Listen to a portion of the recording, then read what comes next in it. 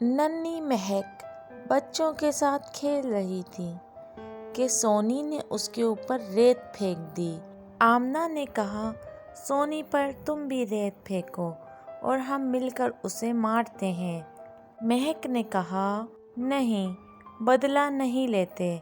مہک بہت معصوم اور سادہ سی اچھی بچی تھی۔ وہ ہر وقت صاف ستھری اور نکھری نکھری رہتی تھی۔ وہ اپنے والدین کی اکلوتی اولاد ہے۔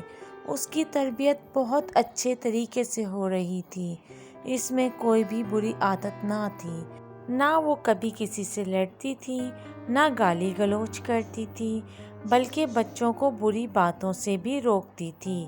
وہ ہر ایک سے بہت پیار کرتی، بڑوں سے ادب سے پیش آتی، ہر کام شروع کرتے وقت بسم اللہ پڑھتی، کوئی بھی چیز کھا کر شکر اللہ کہتی۔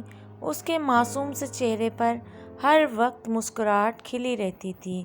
وہ راستے میں ہر رکاوٹ کو دور کرنے کی کوشش کرتی تھی۔ کوئی کیلے کا چھلکا، جھاڑی یا پتھر پڑا ہوتا اسے ہٹا دیتی، راہ چلتے جس سے بھی ملتی سلام کرتی۔ اتنی چھوٹی عمر میں اس نے بہت سی اچھی باتیں سیکھ لی تھی۔ مہک کے پاپا حسن کا بزنس پارٹنر سیٹھ اکرم سے جھگڑا ہو گیا، جو کہ ان کا پارٹنر لالچی اور بلیک میلر شخص تھا۔ اس نے حسن سے بدلہ لینے کے لیے چند گنڈوں کے ذریعے مہک کو اغوا بھی کروایا۔ ننھی مہک سہم کر رہ گئی۔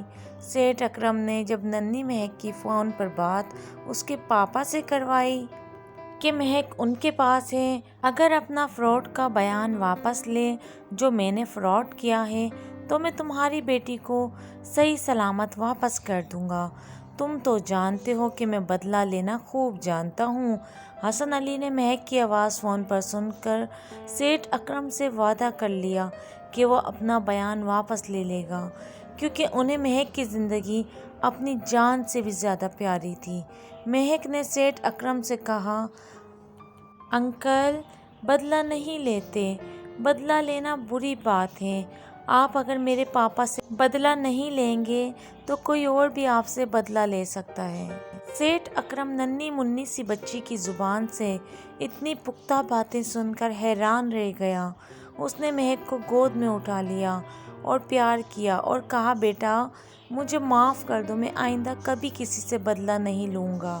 یہ کہہ کر اس نے مہک کو اپنی گاڑی میں بٹھایا اور گھر چھوڑ آیا اور حسن علی سے معافی مانگی اور مہک کی بات بھی بتائی، اور اس طرح ایک بھٹکے ہوئے انسان کو ننھی بچی نے سیدھی راہ دکھائی۔